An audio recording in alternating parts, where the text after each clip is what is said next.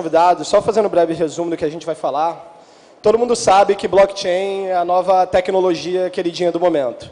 É a tecnologia que tem várias oportunidades para desenvolver, mas como qualquer tecnologia, ela é uma ferramenta. E ela pode ser usada tanto para o bem quanto para o mal. Ela pode ser usada tanto para descentralizar e gerar mais igualdade, quanto também para gerar mais centralização de poder ou então especulação de capital. Então, nesse painel, a gente vai debater um pouquinho e explorar quais são as formas que a gente pode usar o blockchain para o bem da nossa sociedade e para o bem-estar. Então, eu gostaria de, primeiramente, convidar para o nosso painel Andrea Bauer, que é autora do livro The Crypto Economy.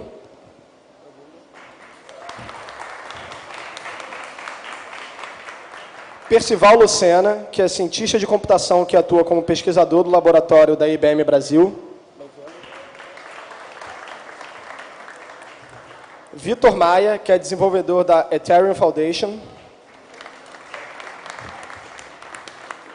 E Santiago Siri, que é fundador da Democracy Earth Foundation. Muito obrigado, o palco é de vocês.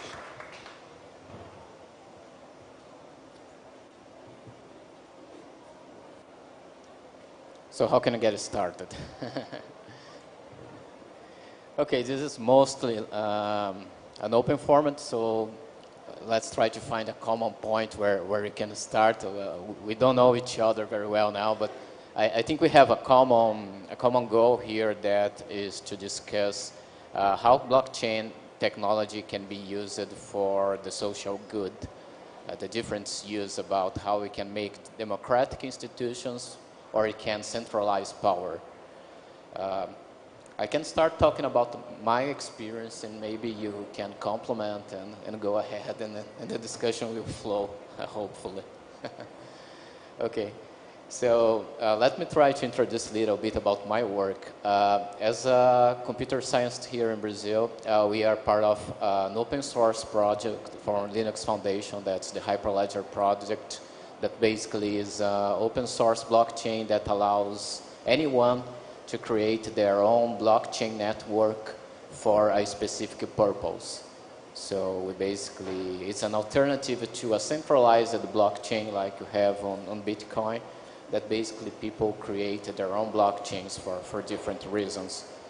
So there are different initiatives. There are something like the identity network that can be used to allow the citizens and the people to have control of their own identity, on how it is used among the governments, about the banks, about the institutions. So basically you don't have anymore the power centralized in single institutions, because nowadays, for instance, I'm a Brazilian citizen.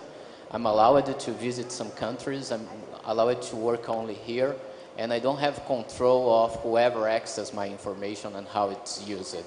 So we have a project that basically, the distributed identity allows people to have more control about how the institutions use their identity and how you share your personal information among companies. I think this is a blockchain used for the good, because it's basically taking the power that is now centralized and giving the power back to the people. Another use case we have here in Brazil is We Light project that presented here in another session yesterday, that basically created a separate blockchain to track donations for NGOs. So now it's not clear for people who donate to a specific NGO on how their donation is going to be used and what will be the impact of that.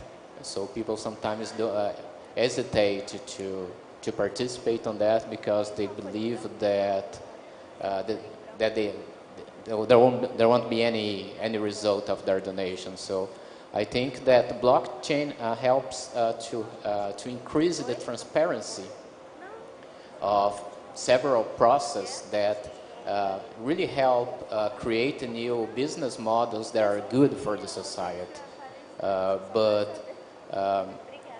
you probably know different ways that the blockchain might be used for the good or for the bad. So basically, I think here our proposal is basically to discuss that. So what you guys, what is your impression of basically on the use cases you know, and based on the ideas you know? What's your impression that how blockchain is being today for the good and the bad in different scenarios? Thank you. Yeah, hello. My name is Andrea Bauer, and since I'm here regarding this book that I wrote, The Crypto Economy, I give a little background information how this book actually evolved. So, as you all remember, 2013, Edward Snowden were relieving the NSA files, and since I was working for a very long time as a consultant on projects in technology, it was a kind of shock for, I think, many people in the technology area, in the digital ecosystem, startup world. And based on this, I started with a friend a panel discussion series where we discussed more on a meta level what is digitalization doing to our society.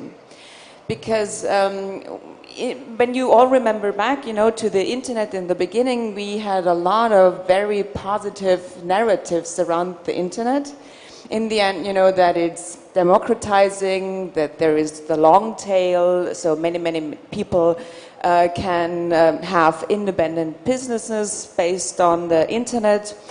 But what we got in the end, what we found out 2013 was that the internet was a mass surveillance system, a global one, content which is mainly based and organized around an ad-funded business model, and monopolies, which are kind of economic monopolies, like Facebook, like Google. So there is not much of a long tail left, or when we look at the organization that got created. So in the end, in these panel discussions, we kind of looked more a little bit deeper in, so what is actually there? What do we have? And we looked into mass surveillance, we looked into money, we looked into activism, and how it actually changed our behavior socially, with our economics. And since everything was on tape, so it was online, but as you also know, the attention span of people also gets very much reduced in the digital age, so 20 minutes max was what the people were looking, but the discussions were of course much longer.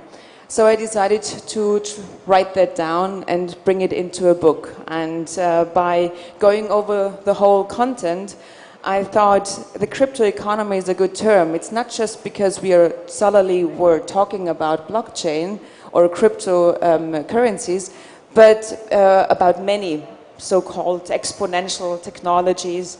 But in the end, what I thought, it's actually a little bit the metaphor. It's like I related it to the kryptonite also from Superman, as most of you know. And actually, when you remember, kryptonite is actually something that empowers Superman, gives you superpowers, and I think it's undeniable that digital technologies and also blockchain, cryptocurrencies has the potential to have a new form of democracy, has a new form of how we, track power, have built feedback systems. But it also, and I think this is a little bit my urge that I want to discuss, is that it can also catapult us in an absolute dystopia, in a form of a totalitarian system, and also in a governance with this then a hidden one. So it's today we have political institutions, a White House, where we can point to and can say, okay, this is where the power sits. In an algorithmic world, and we're already living in one, but this is a more extreme situation, we will definitely have a hidden power structure, and I think this is a little bit the thing that I want to talk about. Okay, thanks. So I'm Victor Maia, I'm from Ethereum. Okay, sorry, can you hear me now? So before anything, my English is pretty bad, so if it's not clear and you can't understand it, please let me know so I will speak in Portuguese and then I guess they will translate it for you, so just let me know. I'm actually honestly not very good with those kinds of discussions of if blockchains are bad, if blockchains are good.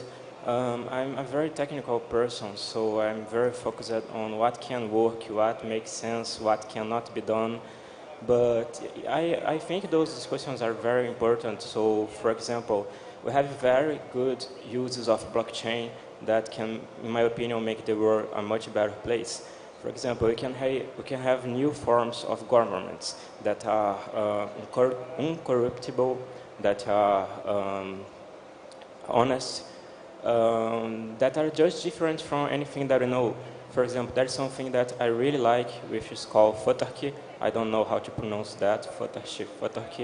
But it's kind of like a new form of economy and politics that is very similar to communism and socialism in the way that it makes the people have control over everything. But it's also different because it actually understands the game theoretical preoccupations that makes an economic system work or not. In my opinion, one of the highest problems with communism is the fact that it kind of assumes that people are good, that people are fair, and people are not. People act on their own interests. And if you want something that gives the people power to control the nation, the economy, to have the richness of the economy to be shared by everyone, we cannot just like make a system where we give money to everyone and hope that works. That's not how game theory works, that's not how the world works. So futarchy is kind of like a system that has the same goal of communism, but has a lot of actual game theoretical research done to make it work. So for example, people vote on what they want the country to be. For example, I can vote not in someone that will represent me, but I can vote. I want people not to be poor. I want to have a good health system. I want people of all races to be the same according to the law. So people vote on what they believe. And then we use prediction markets and other things to make kind of like it work. It's like fluid democracy or something? Actual fluid democracy is something that's also very cool, and it kind of solves one problem of democracy, problems of participation, problems of bridging. But no, futarchy is actually something, because liquid democracy is more like, let's make a better system to choose people to represent us.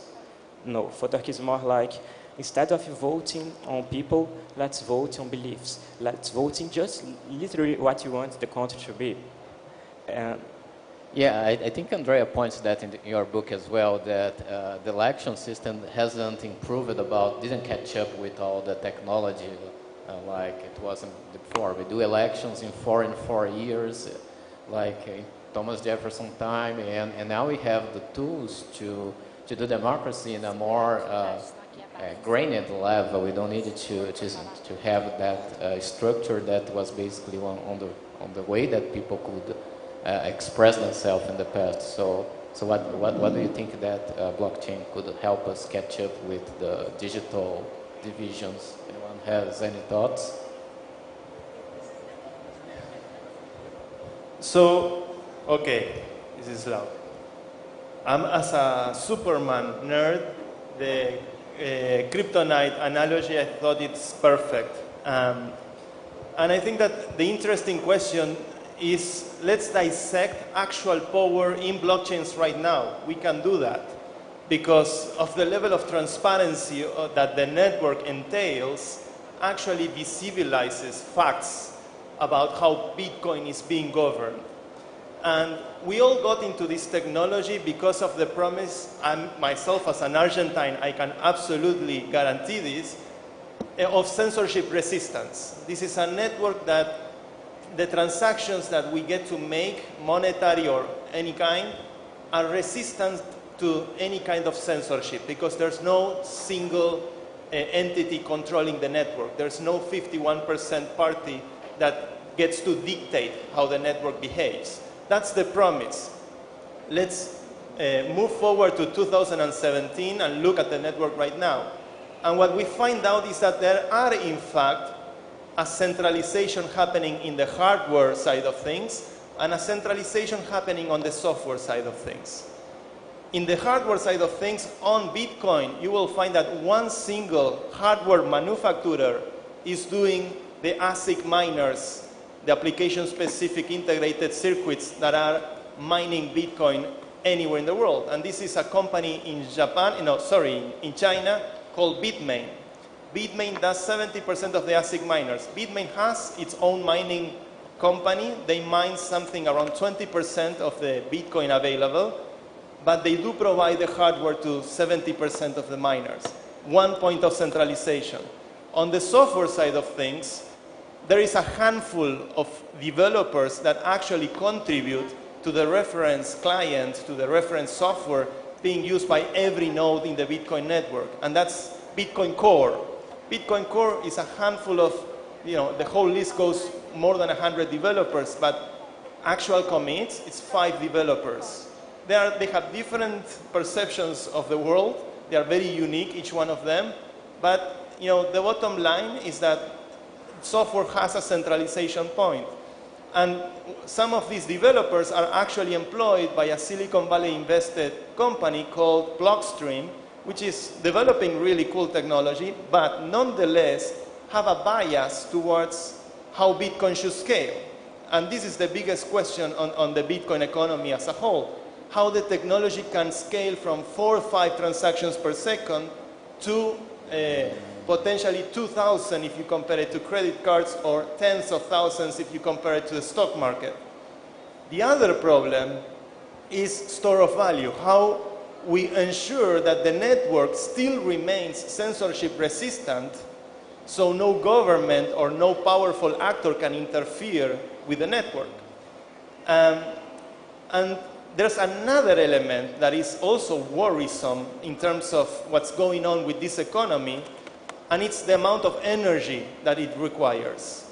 The Bitcoin economy, there have been many headlines in the last couple of weeks claiming that a single Bitcoin transaction is worth the energy of a household for a full week, and that the Bitcoin economy as a whole has the energy cost comparable to Ireland as a nation state. I think that this energy thing is extremely relevant because it's able to explain the nature of blockchains in a scientific metric, energy. And when you look into the history of currencies, energy is extremely relevant to their value. The story that the US dollar emancipated from gold, the gold standard in '71 with Nixon, is just half of the story. The other half of the story is that when Nixon broke with the gold standard, he went to Saudi Arabia and told the Arabs, look at Vietnam. If you don't want to have Vietnam here, you better do all your contracts of oil in US dollars. And the Saudis agreed. Since then, the dollar became the petrodollar. So it's not really fiat money. It went into a different kind of good. That is a good that is used for energy. So accounting energy is the name of the game for any currency that wants to become the world's currency. And the interesting thing about Bitcoin, since it's the most successful cryptocurrency still, is that it's giving us a very clear understanding down to the smallest fraction of how much energy we're consuming as a global society. So understanding this information is understanding the level of scale that this technology is bringing us to reach governance beyond nation states and governments. The interesting thing is also look at what are the resources mining Bitcoin. One of those resources is the waste that energy companies in China would generate because the cities are still underpopulated. Energy that would otherwise be wasteful is the one that is actually being used to mine Bitcoin. And in this way, some of the Chinese companies are willing to subsidize energy costs for the population. Still, we need to pay attention at what kind of technology is also being used to generate the hashing capacity. So let's pay attention to the centralization in hardware, let's pay attention to the centralization in software, and let's pay attention to how much energy it takes, because these are the next big quests to keep the protocol censorship resistant. One of the points you made was about how centralized Bitcoin mining become today, because, like, for example, we had one of the points that you made is how centralized Bitcoin mining is, because, for example, we have a picture where I believe more than half of the hash power of the Bitcoin network was some guy sitting on the same place. So it's true that Bitcoin mining become very centralized those days. And in my opinion, this is not the vision of Satoshi, and this is not how it should be. So thinking in solutions of that problem is important, in my opinion. I think that one of the things that can help it is better mining algorithms. For example, we have Monero, which can be mined on CPUs, which is more accessible than ASICs, which is what Bitcoin uses. Ethereum is also a little bit better than Bitcoin in that sense, because it uses GPUs, which are also more accessible to normal people. I think the main point, the main issue with that problem is how efficient normal people can be in converting energy into proof of work power. So I think a better mining algorithm could help, and I'd like to know what are the solutions that you have in mind for this problem. I only wanted to just relate it to the topic of how actually a currency gets distributed and how extremely it is related to the power structure of a nation state in the end. And I would definitely add, that the acceptance of or the acceptance points, of a currency is a very initial one, and this, this is why we have today governance who who actually decides upon, what is the national currency. And I think this is what I think it's interesting what you see these days, especially around the topic of ICOs. How many of you know ICOs, or the initial currency offer? It's in the end related to the, so it's just, that you offer your own, or that you are launching your own currency, your own cryptocurrency. Actually a little bit of Kickstarter without having an actual product yet, but more a white paper. But what we see, I think it's a very interesting, dynamic around this, because right now what we see is that it's really much, an atmosphere about greed and fear to be part of this kind of movement. And it's less about, an understanding of the value system actually, what a nation state, actually a culture builds up over a while, if this is Germany or this is Brazil or whatever nation state it is. This is like developing over a long amount of time. And I'm personally very much interested in the fact, how governance is kind of, translated into the blockchain. And what I see there, there are some problems actually we are having, or problems which are completely new. And the first one is regulation, for instance. So a lot of people argue, that the law, when you read it today, is also very complicated to read.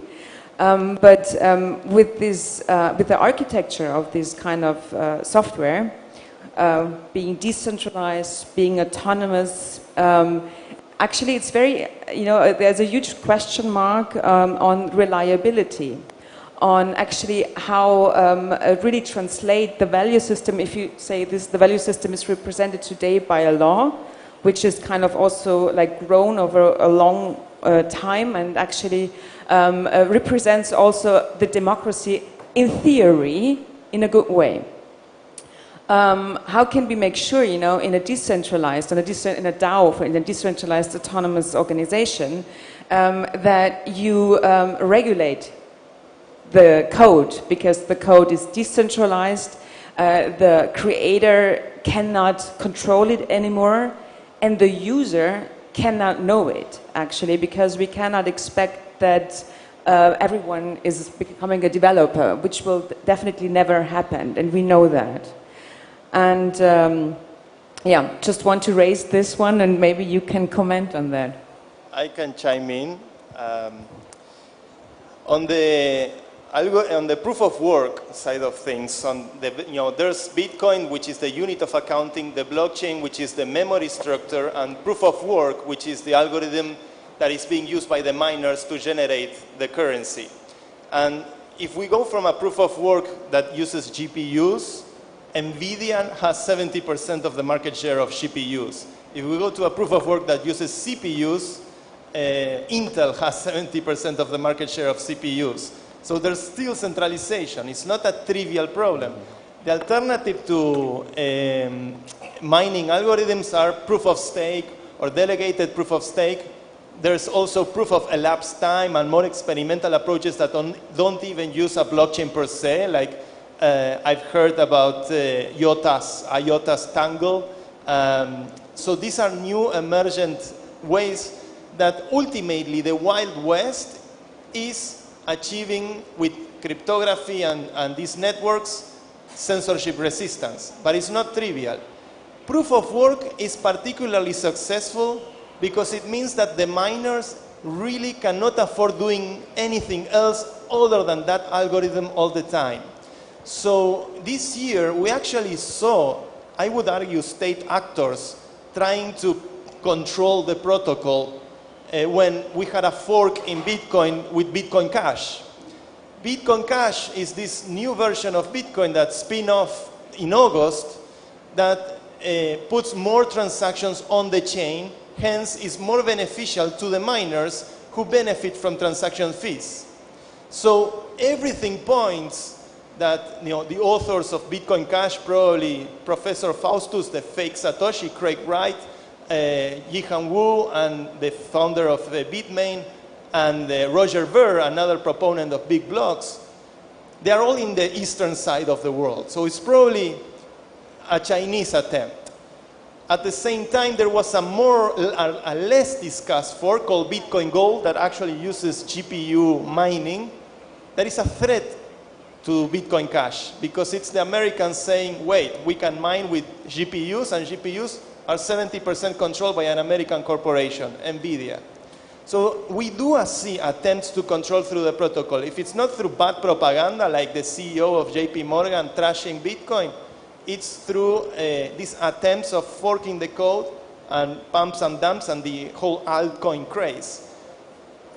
I still think that the Wild West that we are chasing here is this guarantee that will keep the network decentralized and censorship resistant. Whoever is best at achieving that and increasing utility and store of value as main functions will have the larger vote of the computers and the humans.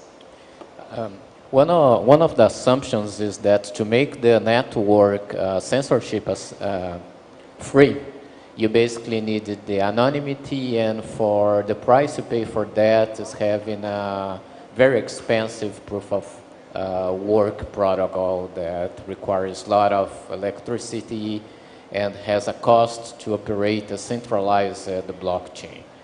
So one of the discussions we have is basically about other consensus ways to keep blockchain working. So although very controversial, the proof of identity basically makes a blockchain operation much more cheaper and efficient. Basically on a proof of identity network like Hyperledger, you can have a throughput of something like 1,000 transactions per second, which is a very high throughput that no other blockchain can have. But in the other hand, you have the problem that someone is controlling the identities that for the people to operate in the side of the blockchain. And that basically raises the question of what's the advantages and what are the disadvantages of this anonymity. Because for some things it empowers people, but for some other cases it really is a weakness, because people from poor countries have less opportunity in anonymized blockchain than if they could use their identity to make global transactions. So we basically don't assume that anonymity that you have on a public blockchain network is good for everyone. It helps people be free from censorship, but on the other hand, limits the trust that people have in each other running this network. So do you have any opinion about what's the price that you pay? It's not just the economic price that you pay on keeping the public Bitcoin blockchain, but what is the political price and what is the social price that you pay for this anonymity that you have on open blockchain networks? I would more comment on the social price. And on the anonymity, I just give it then over to you. But it's what I really think it's interesting, about the discourse around blockchain is that it's becoming, I think, more politicized than any other technology. What I see, in terms of political terms around the technology, we have a smart contract. It kind of implies that it's very intelligent. We have the trustless system, which kind of implies that it's kind of a friend of ours. And many other terms, actually. Also, the decentralized autonomous organization, especially here right now in Brazil, like having the situation of the government, of course, you wish nothing more than a decentralized autonomous organization where you kind of get the power back. But at the same time, when you just take the term of a trustless system, just if you look at the term, sociologically, and I think, we have a little bit to distinguish what does trust mean also in a social term. Because there's an interpersonal trust, so that really the real peer-to-peer trust, which is built up via a very long time, via a lot of activities, actions. And there is a system trust, like from Nicholas Luhmann, the system theory. He elaborated a lot around that. And with this, it's more a system trust towards a government. So you can have an organization as a trustful system, but you can also have an ATM as a trustful system. And right now, of course, we have, like in the banking area where the whole trouble started, why there's Bitcoin, why there's blockchain, a centralized organization. And this is why they say it's a trustless system. Doesn't mean that the trust regarding the system goes away. It just moves. It moves from the central organization into the algorithm. Doesn't mean that it needs to be trusted. It's just not more, it's more diluted, I would say. And I think, talking about the social, the social problem that we get with this, it's kind of, we get a hidden power structure with this. And I would also add that we are, because right now everyone reads the language, everyone speaks a certain language of a kind of a communal social gathering. But there, we create a kind of a tech polis without knowing willingly, actually. Because I would rather guess, that just the conversation that we had here right now, that most of you couldn't follow 100%, which is completely fine, It's not everyone can be a developer, of course. There are other things to do in a society. But it's actually what we are creating, we are creating a tech polis who is kind of capable to read it. And even this tech polis needs to be like ongoing a developer. Because I also know people, who just like opting out for a year or two. Just look at GitHub. How many developing languages are popping up there? So you really need to get track and then quantum computing also comes around. So now we're talking about machine readable, a human readable code, but machine code is of course so more and more, getting broader and broader. Based on your idea, I think there's a discussion on who defines the rules of the smart contracts that are running on a specific blockchain.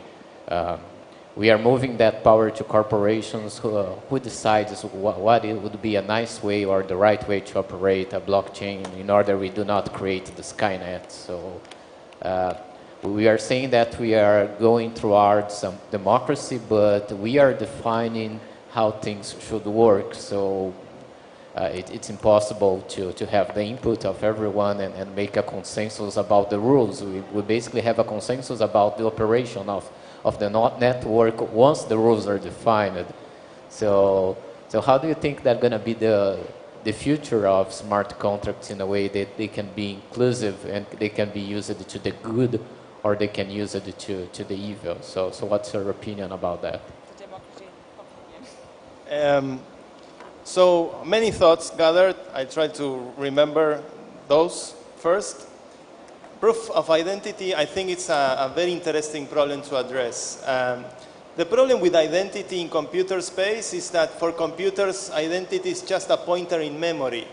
And we need to properly understand how we can actually identify human identity and differentiate it from bots or civils or replicants or duplicates or any kind of a human simulation that is really not connected to an individual or to a person, in order to really build governance protocols for this kind of networks. So we need to understand how to use attention, not just computation. That's a very important resource. And every information theory problem is a problem of confusion, dealing with confused states. And this is particularly tricky because it's in these confused states, in these lags, where you don't know what your right password is to access a system. If you have been hacked in that distance between your forgetting your password and actually fixing that problem, maybe someone has hacked you.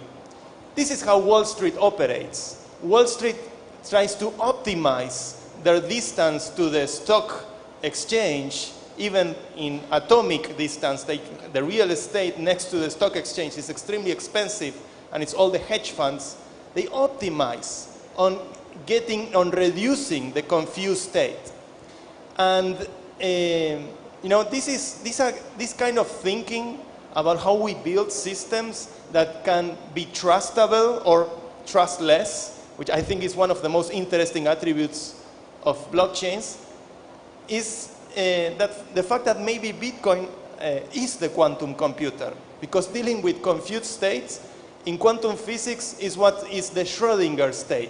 The exercise of the cat in the box, and you don't know if the cat is in the box dead or alive. That's a confused state.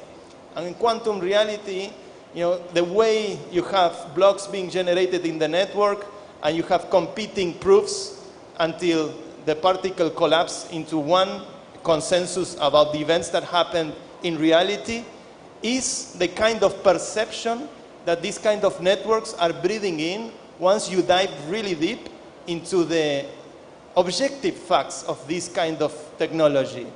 I think that we can run quantum simulations on the Bitcoin blockchain as we develop the technology to actually interpret how those simulations are run.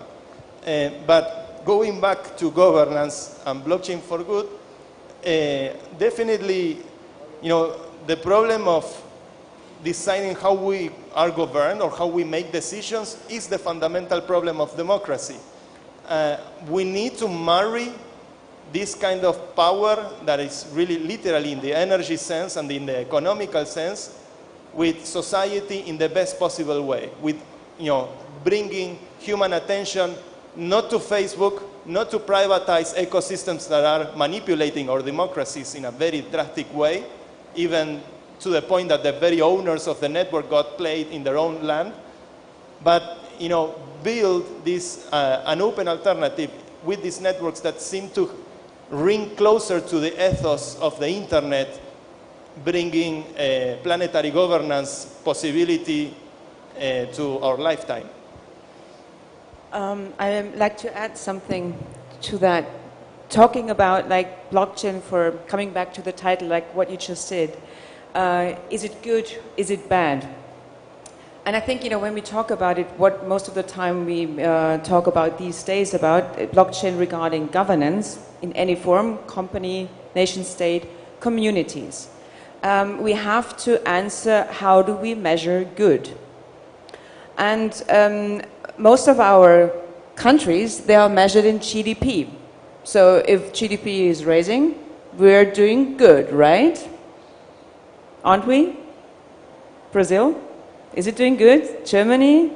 It's what we measure, what we see is also, and this is when we say democracy is corrupted, is that we see actually that these mechanics, they are just, they're feeding into an elite, or they're letting an elite grow in the end. This is why we talk about liquid processes, to kind of change if it goes in the wrong direction also.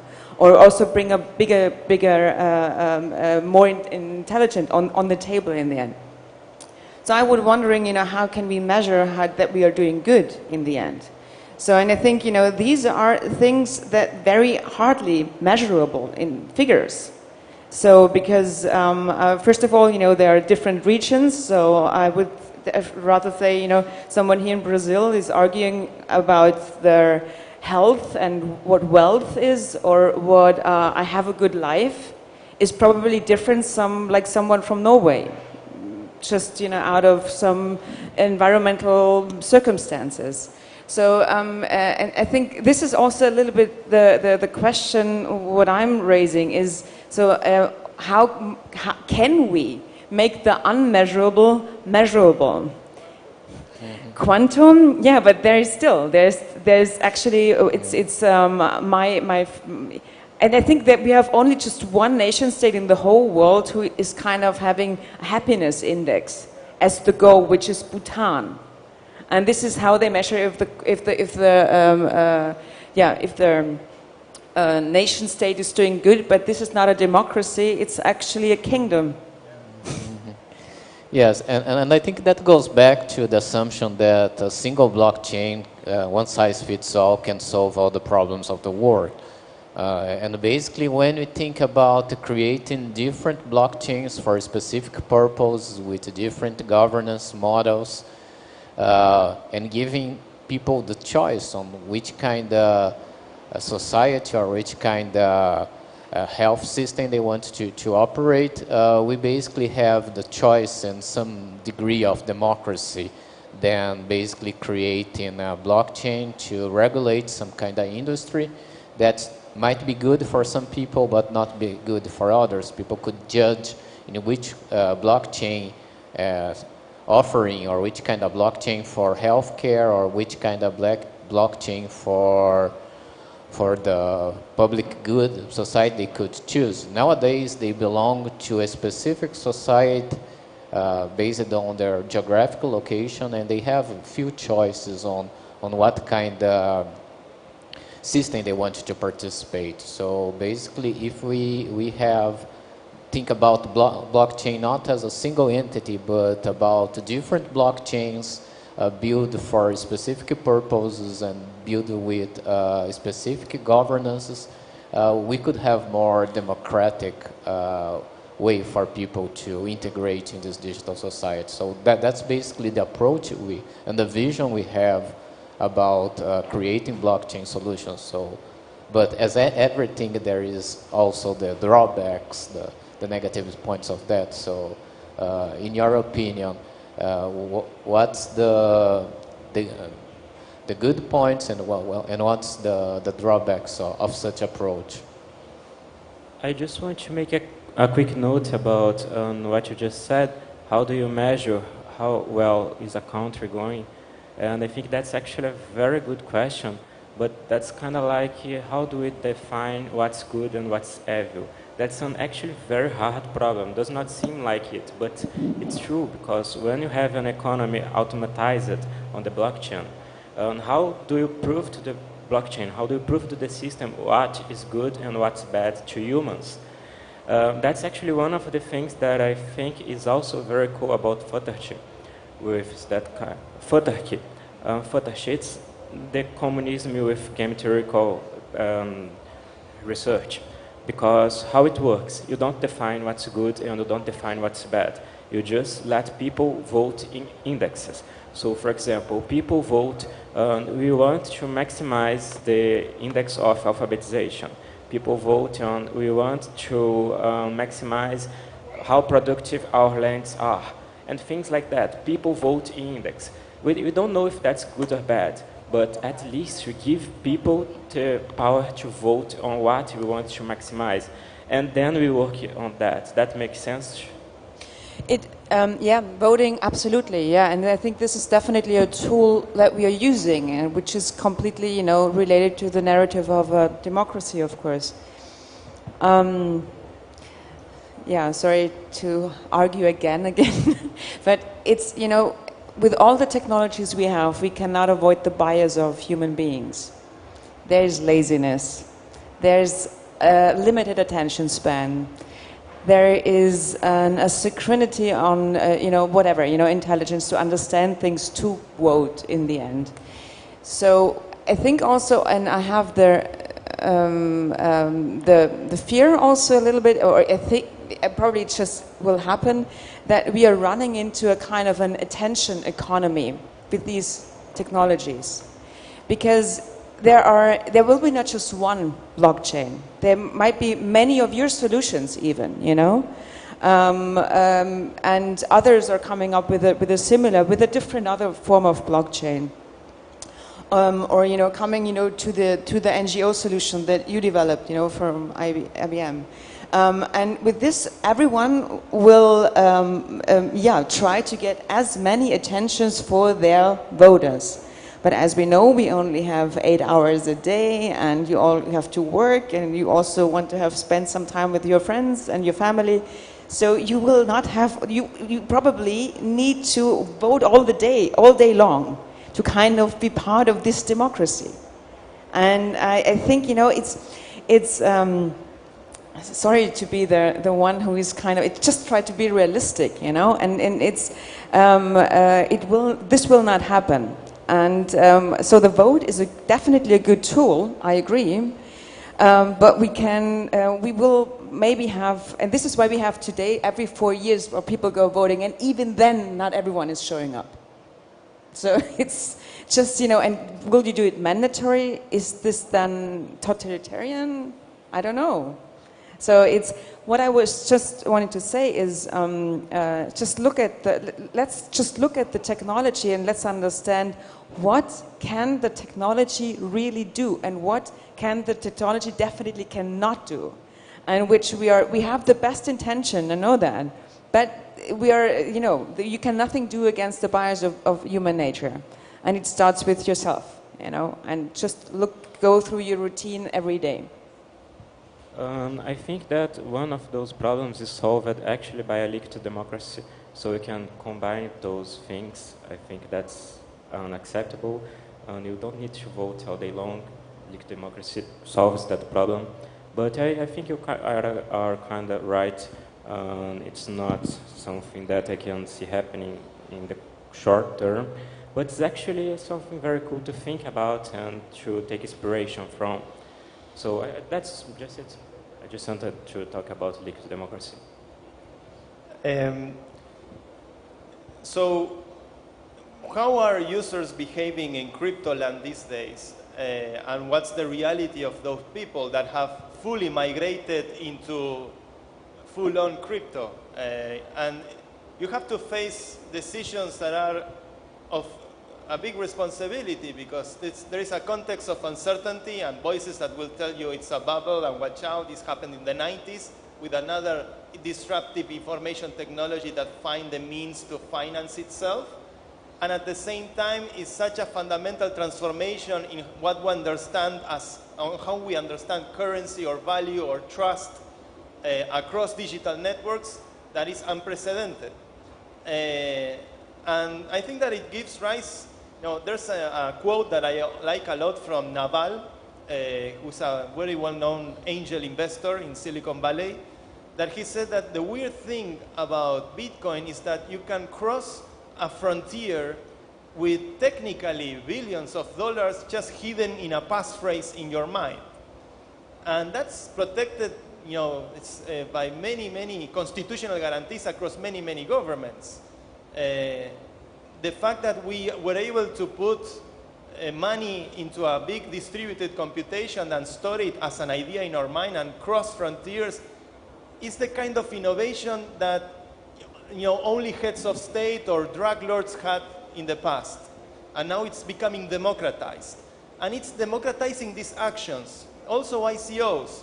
I think that ICOs, of course, there's a lot of scammers and we have to pay attention to the bullshit in the network, which is always a strategy, trolls, bullshit, gossip. Those are noisy information that hijack good signaling. But the ability for anyone in a permissionless way to participate in the upside of funding technological research and successful products through the use of open source software, to me it's mind-blowing. And the fact that this way of financing has been incredibly successful with a handful of technologies already, mainly Bitcoin and Ethereum. And that a guy in Zimbabwe can invest in the same way than a guy in Silicon Valley into that same technology. That's democratizing access to finance, and that's why this technology has more chances to reaching those that have been excluded by the traditional systems because of the scalable nature of digital. We still need to push the boundaries farther away, but this is the history of every technological innovation. And these changes in paradigm, these changes in authority have happened in the last decade. Wikipedia, to me, is one of the most incredible examples on how we judge authoritative content as a global society. Wikipedia ranks #1 in most of the Google searches, and it's because it's bottom-up, peer-to-peer generated content that has become more authoritative than traditional academic knowledge. And even if you look into previous paradigm changes in information technology, a consequence of the printing press was encyclopedic illustration, which led to political revolutions of all colors. So we are getting that condensed process, historical process, in a much more faster, accelerated pace. We are condensing in a few decades what used to happen in a few centuries. So I think that we need to also understand that we need to adapt to these technologies, that every technology, depends, the goodwill or the bad will of it depends on the user. We need to be able to measure that. With our work we're doing at Democracy Earth, we measure two things: legitimacy in the process of decision making and how factual the decision process was regarding what led to the outcome of a decision. So fact and legitimacy matter to us, and we believe that that will lead to a better metric, hopefully, than GDP, that it's only about economic growth and borrowing from the future. It's a credit-based logic. You have to grow what you can borrow from the future. Bitcoin and Ether and all cryptocurrencies, I think, are a much more explicit manifestation of the future in the present, and give us a possibility of thinking even longer term than the funding mechanisms and the technologies of the past, which after the subprime crisis, not even the US dollar is a trusted way of saving money. So the opportunity, I think, is huge, and we'll see even more changes. Yeah. Moving money with cryptocurrencies democratize part of the human needs, but it's only a part of the digital identity. So there are other mechanisms that existed before cryptocurrencies that allow the rich people to move currency, their money to paradise, a fiscal paradise elsewhere in the world. So although it helps some people, like people who is living abroad, to send money back to their country without paying less taxes, that's a good use. of cryptocurrencies. There are many people who live outside their countries and need to remittances money back to their countries, and now they can do that more easily. Those mechanisms were not so easily available or more expensive to those peoples. But I think the monetary asset is only a small part of the problem that is being solved. I think that's why we are investigating and we are studying the distributed identity on blockchain, because we think the problem is not only moving a monetary asset or a physical asset or a diamond from place A to place B using a cryptocurrency. It would be really much more impact to the people of the planet if they could move their credit score, they could move their education, diplomas, they could have some way of representing their digital assets in a way that makes sense for them than just moving money. When I move money from place A to place B, I might help some things, but it doesn't really democratize all the aspects of the life. So what's your opinion about that? I just wanted to remind that this is a fishbowl. So you can come up, and I already saw a hand there. Do we have another microphone, actually?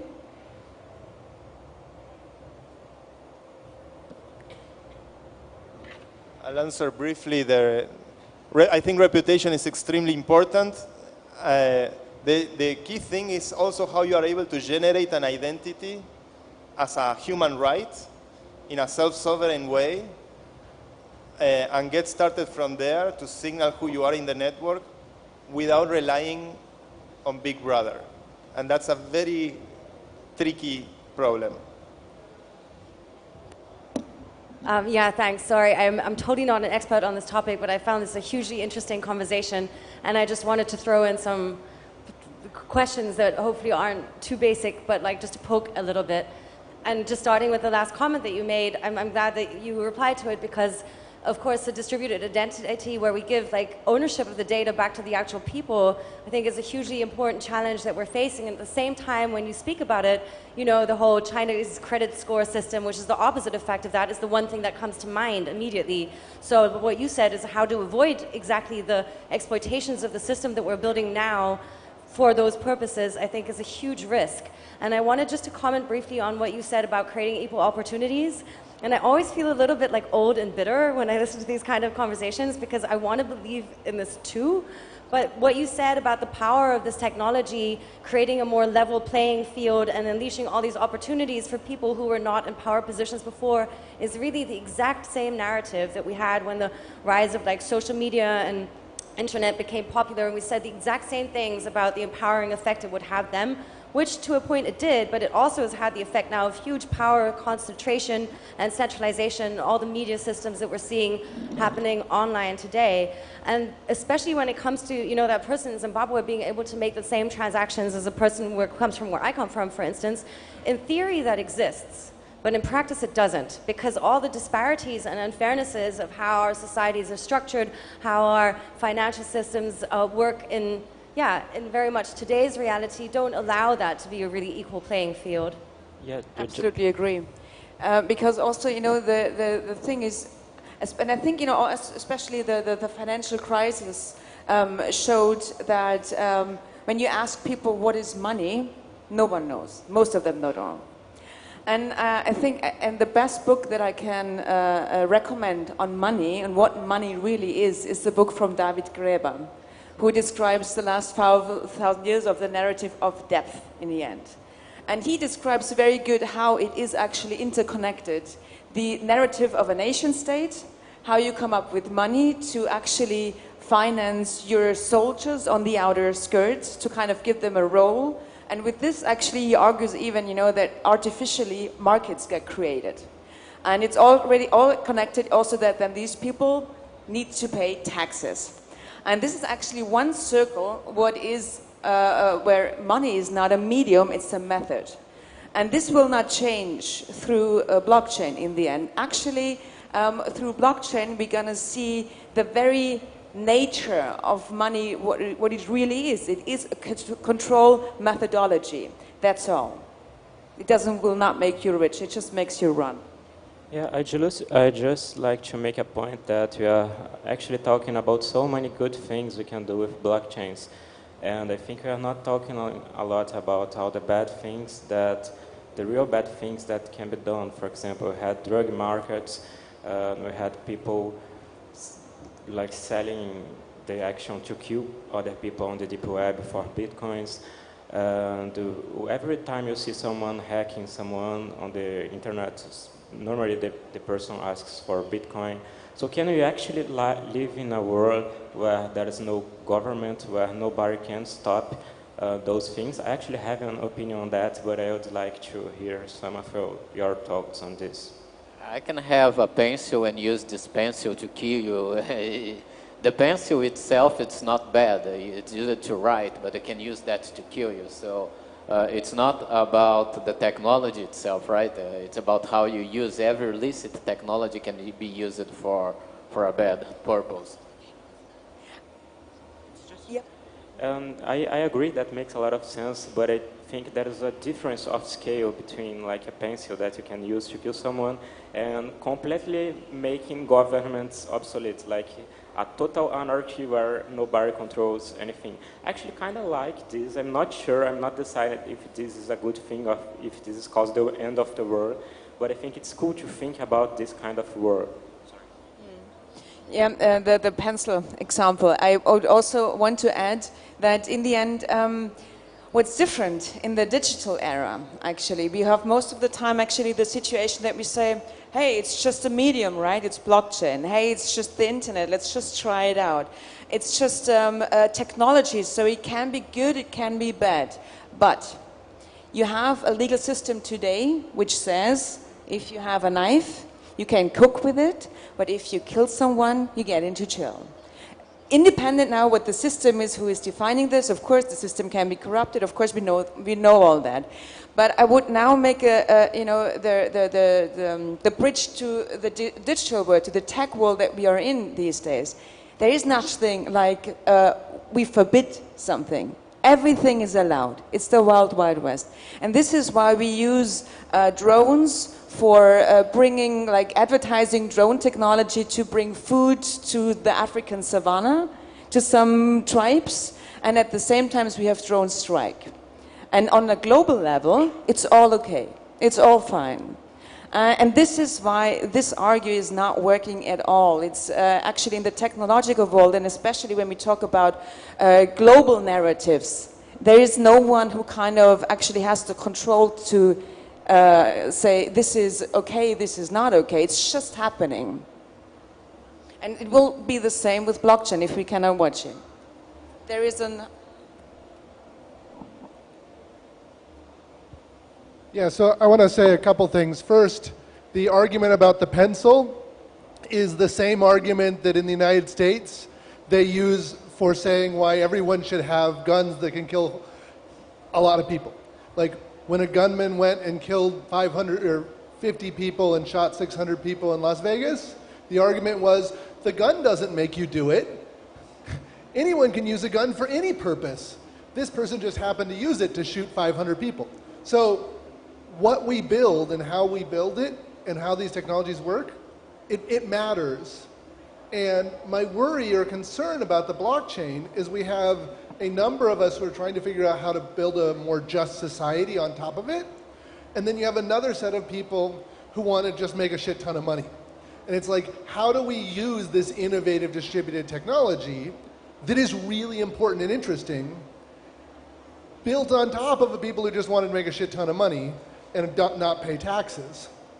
And I don't know, like, that's my worry and why I've been always like, I don't know if I want to, because the technology itself is fascinating, but like, it's meant to avoid taxes. And if we succeeded in avoiding taxes, then we would have societal collapse. Like, we don't have other institutions yet.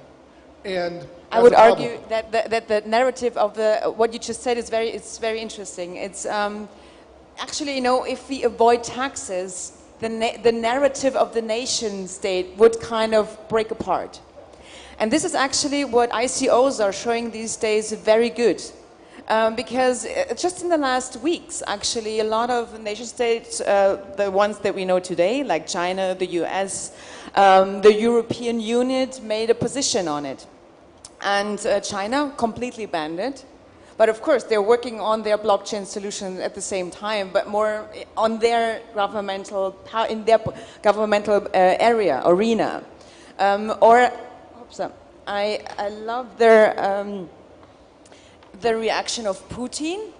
He first said, warned about the danger of Bitcoin, and then announced the crypto ruble.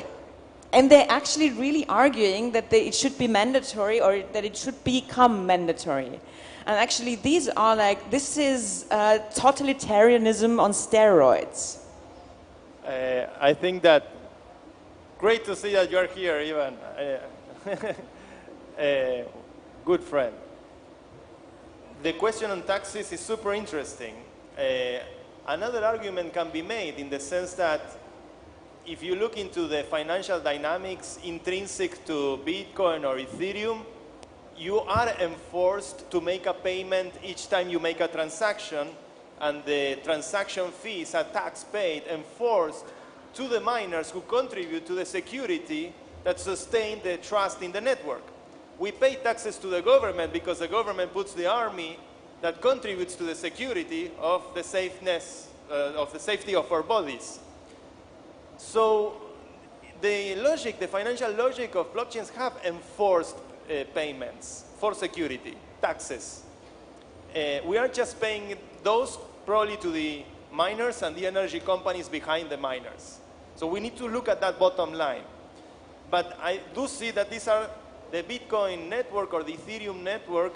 They are contexts that will compete with nation states because they have that kind of scale. Like the GDP of Bitcoin itself grew like $80 billion in the last year. That's, I don't know, probably a small country. I don't want to offend anyone. The other thing, the tax is, in this context, is how much money do you have in fiat money? Because that's the monopoly tax money of the government. So how much you actually translate to fiat, the bottom line, that's what you are being taxed and what you are willing to play under the rules of the government. That's also the other part of the fraction. So we need to look at it, I think, under a new lens, because these technologies won't ask for permission, will compete with nation states, and people will migrate their political and economical realities to these contexts because they feel probably safer, or they feel their assets are safer, or their identity is safer. So I think that it's food for thought, definitely. Andrea, you talk about trust and what technology can do and can't do. And Santiago talked about scaling. I don't come from a tech world, so I don't fully understand blockchain, but what is the kind of leadership that blockchains needs behind it to go? I don't know. Maybe I'm answering philosophically and you are technically. So we could do it like this. I think this is also leadership. It's actually the interesting thing. First we said, you know, blockchain is actually not distributed but decentralized. With this, you know, there are like knots in the net which can become bigger, and you can answer this technology, how much power these knots can have actually. This is one thing. So actually it's kind of, you know, I would like, you know, the narrative of a body in the end, you know, like especially also because also when you look at the body, it's also not the brain who is leading everything. And maybe you also saw the book, you know, in the front from reorganizing, redefining organizations from Lalue.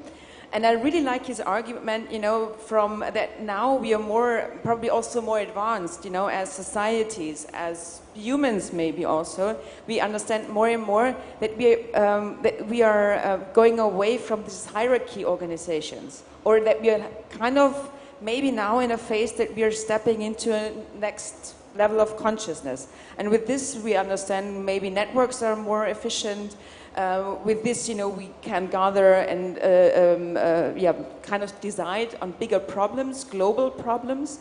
And and the organism in the end, there is not just one cell in the brain who leads everything. It's actually, you have many brains in your body. And I think also this is how blockchain should be. And, but still we have a problem of this regulation thing. So because right now, and most of the people think, then there's one king, there is one party, there is one president in the end. And if it doesn't work, we just elect a new one. But I think it becomes more and more clear, if it is here in Brazil, in the US, or anywhere else in the world, that it's always an apparatus in the end that we design, that it's almost independent who is leading it. It's just like evolving over time. And after a certain time, it's just collapsing. And for this, for sure, blockchain is very, very interesting, because it's actually, you can build a kind of a decentralized knowledge base, but we need to get the algorithms right and not that restrictive, like an organism, which has also changed. Our DNA is changing in a second base, whatever you experience, it's changing. And if it is a rigid technology, it will also fail. Okay, so you're talking about how should we lead those blockchains, how should we govern those blockchains, and I don't think I have an answer to that question, but I think I have an answer to the question, how are we doing it today? Because some people don't realize, but blockchains actually have some kind of government system going on. And it's kind of, some people just don't see it, but it exists. So let me explain how the governance of blockchains work today. I'll give you an example. Ethereum was created and idealized by someone called Vitalik. Vitalik is someone that has a lot of influence on the community. If Vitalik says something, pretty much everyone will follow him. So some people say Ethereum is not truly decentralized because Vitalik kinda is the leader of Ethereum. Vitalik is kinda the king of Ethereum, and the god of Ethereum. And is that true? And the answer is no. Actually, Vitalik perhaps is the king, the leader of some of the community behind Ethereum. But something that happened on the last year, we had a big hack on a contract inside Ethereum called the DAO. And Vitalik and other people from the foundation said, okay, let's fork the network, and he write the history to remove that hack. And Vitalik liked that idea and he supported that idea. So a lot of people supported it too. But some people said, no, we are not happy about that. We don't want you to rewrite the history. So what happened? Something we call hard fork. And the network is split in two. Splitting those that want the hack to be, the history to be rewrite, and those that don't like. So now we have two versions of Ethereum, with the Ethereum and the Ethereum Classic. So how should blockchains be led? How should it be governed? I don't know, but how it is today is, if everyone agrees with how things should work, it is just consensus, it just works that way. If people don't agree, it's just splits. So it's kind of like some kind of government system that nobody made, nobody thought about it, but it's just how it is. So, leadership. Who is the king of Bitcoin? Satoshi Nakamoto. Period. And nobody knows who the hell Satoshi Nakamoto is, which is the most interesting acid test for Bitcoin in terms of guaranteeing its level of privacy, which is not fully anonymous, but it has a great degree of at least covering the tracks of someone that, technically speaking, has $12 billion worth of Bitcoin. Satoshi has this 1.5 million minted coins, mined coins, that he has never moved. And he appeared as an artificial entity or identity. Nobody has been able to fully prove his humanity. I'm not denying that he's not he's human. Well, maybe he's not. Artificial intelligence traveling through space-time. But I think that says a lot about the kind of leadership that we seek in blockchain space, in decentralized space. It's not about the king or the president anymore. It's this new kind of figure. And I think that the sovereign way, self-sovereign way of how you look for leadership is who you trust regarding their judgment, and you decide who to follow. And the interesting thing in Bitcoin, in Ethereum, in many of the cryptos, on social media, on Reddit, on Twitter, hopefully we'll get decentralized networks, but there is already this reputation economy going on, because it turns out that there's a lot of people migrating to this kind of networks for their survival. So, but Satoshi, I think, is the perfect example of what leadership means in crypto. I see two hands. He has it a little bit. Okay. Thank you. So I think you rightly say that a lot of the power is very concentrated in these platforms, similar to in current tech platforms. A lot of the wealth is also concentrated, and the founders and the early adopters, and in Bitcoin's case, people that used it for illicit means at the beginning and randomly bought a lot of the currency. But I want to specifically ask how you think you can help people at the bottom of the pyramid. For example, the Bill and Melinda Gates Foundation has started an initiative for cryptocurrencies for exactly this purpose. I think there's startups in Brazil as well that are creating cryptocurrencies in the favelas. And what your opinion was on the viability of using this technology to include people in the financial system that are currently not. You mean like to bank the unbanked, kind of, or like? And I think this is actually the digital divine, I mean, of course, you can now equip everyone, with these technologies, but I think also this blockchain is kind of also bringing the biggest challenge on the table. First of all, we talked about scalability, kind of, can it perform like payment systems today? No, it can't. And I'm also, the Bill Gates Foundation is an interesting one, of course. There's big fat NGOs, but I don't, there's a lot of economical interest in it. I don't know this project, what they established. Maybe you can describe it a little bit better. What do they do in the favelas with blockchain?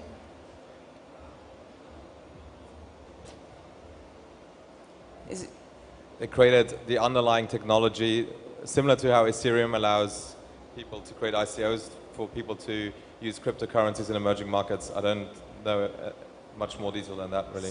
So they set up cryptocurrencies for local communities. Yeah.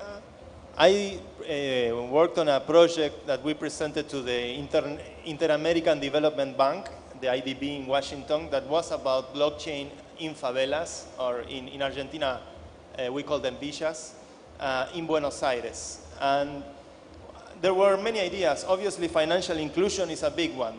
The unbanked, if we can bring financial inclusion with these technologies, I think they have better chances than the reputational practices of know your customer policy that have been pushed by banks.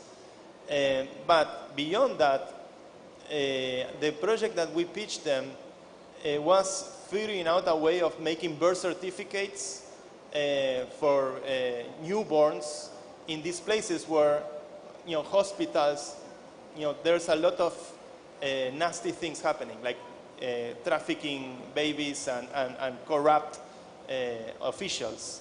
So we find technologies that can help people make sure to generate some kind of birth certificate that it's, has the proof stored in a way that no one can challenge your fatherhood or motherhood to your child. That's an interesting application, but of course there are many challenges that have to be tackled in order to make feasible implementations of these technologies, because we are still figuring out a lot of the user experience and how we can simplify the cognitive workload required to actually interact with these networks. They are not easy yet to use. So there are many challenges there. It's great that Bill Gates and Melinda Gates are pushing humanitarian work with this technology. Regarding banking the unbanked, there were some initiatives here in Brazil. The first by Blockchain Center in São Paulo. It didn't involve blockchain in the first phase, but it was basically a mobile application that works like a prepaid card that allows the unbanked people to receive money, and they could go to an ATM and receive that money from the ATM. So those people who wouldn't have a credit score, or they would be hard to know your customer because they don't have a job, so a formal job, so they couldn't open a bank account. So, but I think it all goes back to the identity problem, right? So there are people who are excluded from society and don't have the chance to access the formal ways. We are basically thinking about first having a global identity, but sometimes those people don't even have a local identity, so they are excluded from the formal economy. So yes, in that sense, blockchain can be used, and as a matter of fact, too. Like there are some ICOs there that allows people to do some borrow money for small enterprises, like a crowdfunding based on blockchain with smaller interest rates. So there has been lots of applications in small scale in Brazil and in other countries worldwide that might help you to go into that direction from banking the unbanked people of the world. Something that you talked about is how Bitcoin and other coins give a lot of power to the early users. And that's actually something that I think is a real problem, because if you think about it, today on Bitcoin, we have a lot of early users with a lot of Bitcoins, a lot of power, and everyone else with fractions of a Bitcoin. So honestly, how is that different from what we have today? There's a lot of elitization going on Bitcoin right now. So I honestly think that the emission curve, the emission rate of Bitcoins is broken. I think Satoshi got the wrong curve there. And if you think about it, that's one of the reasons that Ethereum is growing so much that and the other year. Of course, it's a better technology, some would say, and it has better features and it's more complete. But if you be honest about it, many of the people that are on Ethereum right now is those guys that lost the opportunity to be early users of Bitcoin. So I kind of think that any coin, any blockchain that uses that curve that Bitcoin uses is doomed to eventually become elitized, and people will just go to some other coin. So I actually think that the way Bitcoin works is not correct in that sense. And I think Bitcoin is the only currency we have today, cryptocurrency today, who actually has the capacity to could go mainstream. The others, they are not in this state these days. But I only wanted to add, to the Bill Gates Foundation setting up cryptocurrencies in the favela. I think it's an interesting situation, because today, when you look at money, it only can be issued by nation state. If you are issuing your own money, you can do this. There are many examples throughout history where people tried, in little communities, if it is a favela or it is just a little village, it's independent, they tried it, to build their own system. But after a certain time, if it really, become bigger, the nation state comes around with the police and says, stop it. So it's an interesting situation that the Bill Gates Foundation can do such a thing, first of all. You don't... You're guessing. Okay.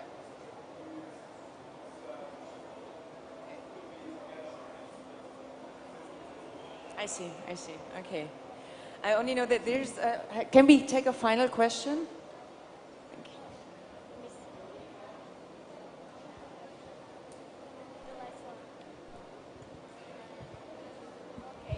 So 2 weeks ago, blockchain was named and inserted into the current official climate negotiations. It was submitted by 2 big groups of countries as the main platform where the exchange of what they call mitigation outcomes will be among the countries. No? But the actors behind that are, besides all the big financial players, it's World Bank, there's people from UNCTAD and WTO. Our main issue is that the whole logic of the transforming carbon in the currency connecting to as index of energy runs on a logic of the least cost. The least cost means that the territories, the land in the south, are going to be issuing those mitigation values. So our problem, and I would like to pose this to you, and everybody's now in the climate is fascinated with the blockchain. It's not how, but is that we are in the historical moment where we are creating, commodifying carbon and transforming carbon in a private property. And this has devastating impacts in land grabbing, in like expropriating people and traditional ways of managing land, especially in the Amazon. So I would like to hear more about that, because this year is next year by December 2019, 18, they have to close the rule book of the Paris Agreement, and blockchain is the big thing. I think that goes back to my point that the problem is not with technology. It's about the governance model. Who are the people who are writing the smart contracts?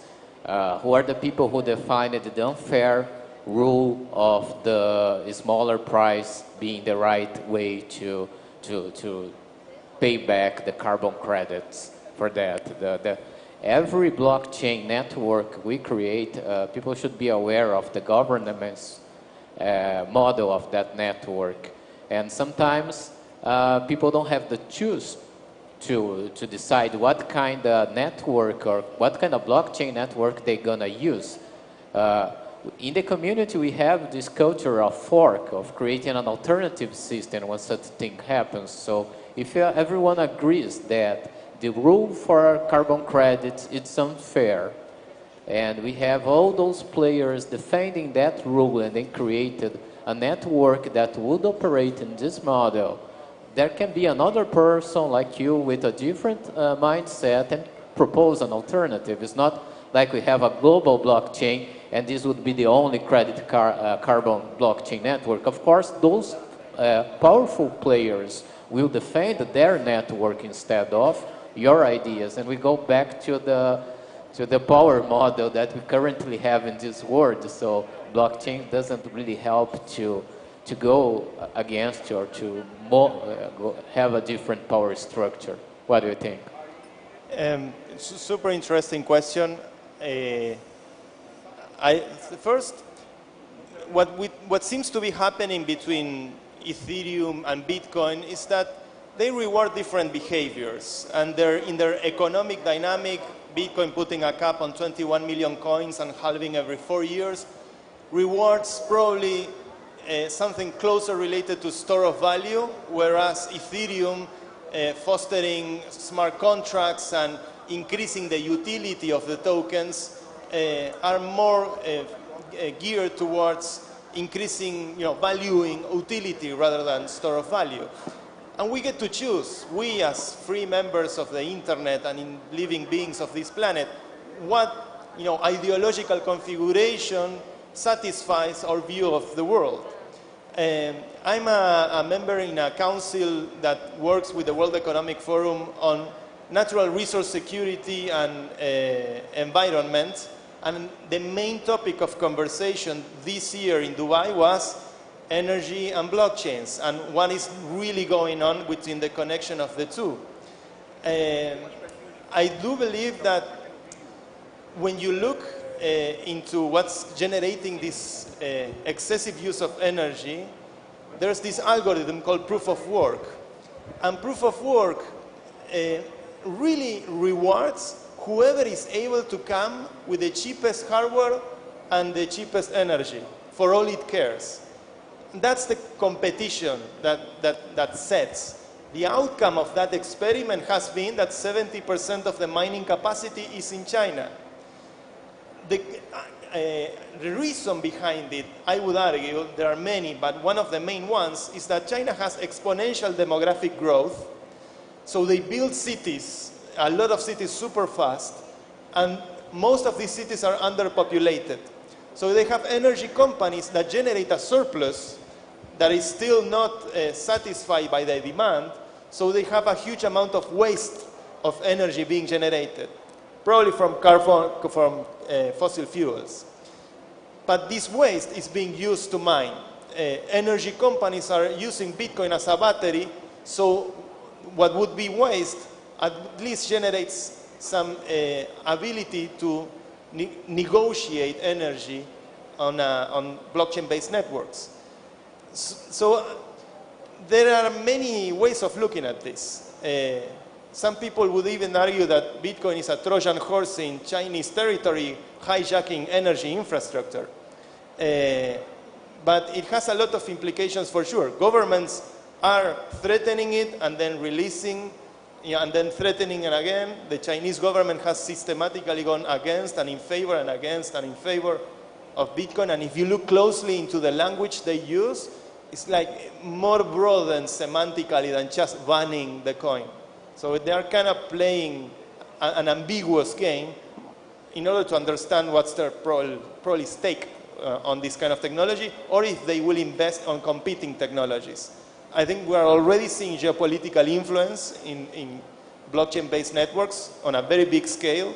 What happened recently with Bitcoin Cash and all this bull run has to do with that, to control the protocol. But I think that the question around energy is extremely relevant, and it's not just the blockchain, it's also Bitcoin, which means the incentive around the economy itself, or Ether in the case of Ethereum, and also the mining algorithm that, in this case, in the case of Bitcoin and Ethereum, still is proof of work.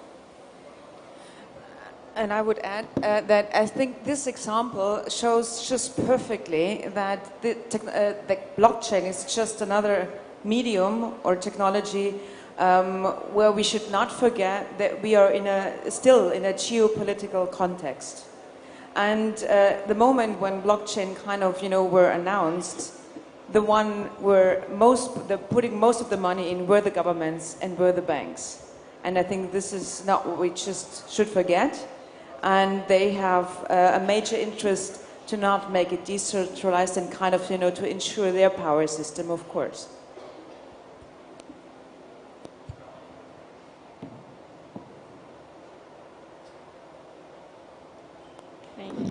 The end.